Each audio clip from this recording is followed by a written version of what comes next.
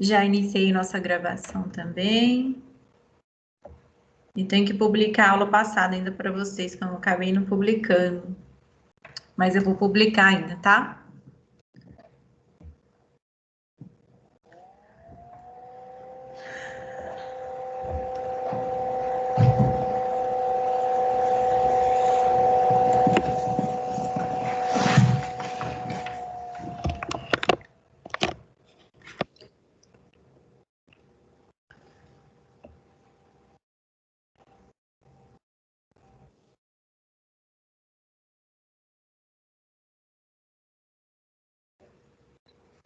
Gente, se em algum momento aí eu não estiver vendo os colegas pedindo para entrar na aula, por favor, me avisar. Semana passada eu comecei a explicar para vocês sobre essa disciplina, que é a propedêutica odontológica, onde a gente iniciou o estudo dessa aula, dessa disciplina, falando da importância que é esse tema, essa temática. Oi. Olá, tudo bem? Essa temática dentro da odontologia, né, que vai lidar com os diagnósticos, com o envolvimento de sinais e de sintomas, e a gente conversou bastante nesse momento inicial. Depois eu relembrei com vocês as características dos principais agentes infecciosos que a gente vai encontrar dentro dessa disciplina, né, que vão causar as patologias que a gente vai estudar, tá?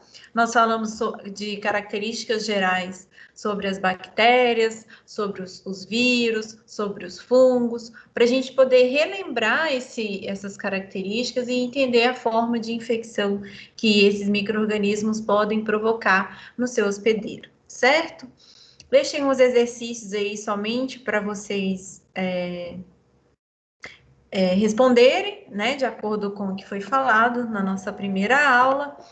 É um caso clínico de uma paciente. Vamos lembrar aqui que eu falei para vocês que nessa disciplina a gente vai trabalhar bastante com esses casos clínicos, né, com esse aspecto da clínica odontológica, onde a gente vai começar a abordar com vocês sobre essa temática que é a semiologia, que é o estudo desses sinais e desses sintomas para a gente começar a desenvolver e perceber a importância do diagnóstico, tá?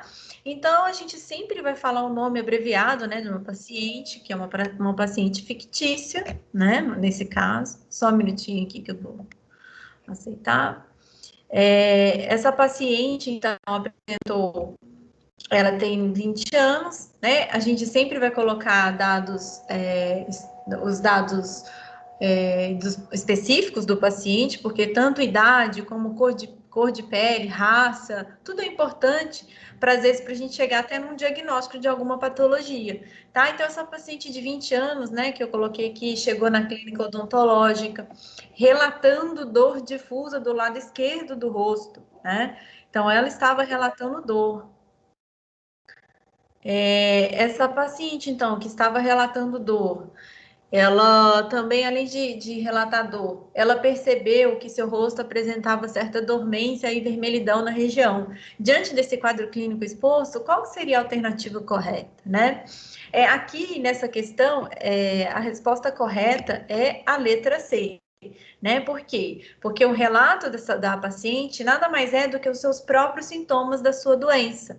Porque tudo que o paciente chegar falando para você são os seus sintomas, né? O que você vai perceber na paciente são os sinais. É somente para a gente saber a diferença correta e aplicar de forma exata esse conceito, tá? Então, aqui a gente está vendo claramente os sintomas, né, que essa paciente chegou relatando.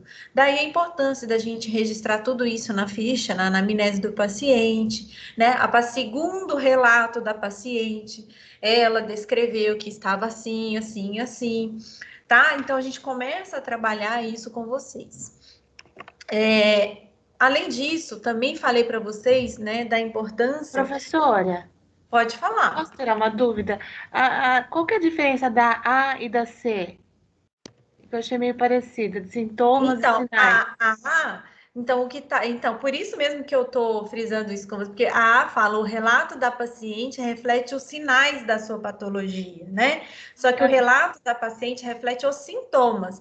Os sinais seria, por exemplo, seria o dentista, né, relatando a sua avaliação frente àquele diagnóstico que ele deu. Tá? O dentista que vai observar que o rosto dela estava com edema, ou o dentista observou que tinha um nódulo lá Ah, palpação. ela não chega relatando, ela, né? O próprio dentista que passa o que está acontecendo, né? O que ele está vendo. Exatamente. São sinais, tá? Então, que Tá. você observa Sintomas, como ela já chega falando o que ela está sentindo, né? Que ela percebeu. exatamente, tá Ah, tá. bom? Tá, obrigada, viu? Essa que é a diferença. Obrigada. Além desse exame clínico, que é super importante para o profissional perceber esses sinais, essa alteração da patologia que envolve o seu paciente, para ele estabelecer possíveis diagnósticos, a gente às vezes não consegue somente fechar um diagnóstico avaliando esse paciente clinicamente.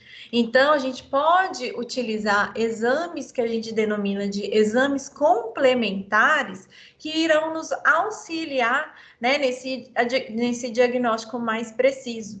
E quais seriam, então, esses exames complementares? Né? Eu falei para vocês, a gente pode pedir, por exemplo, exames como tomografias computadorizadas, podemos solicitar, são exames de imagem que são exames de imagem complementares àquela patologia que você identificou ou que você suspeita que está presente, tá?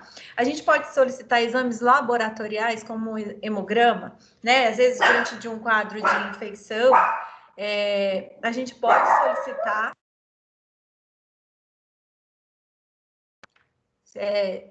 Gente, de vez em quando vocês vão ouvir uns latidinhos aí, é porque eu tô. É de minha cachorrinha, tá? Peço desculpa a vocês. Então, esses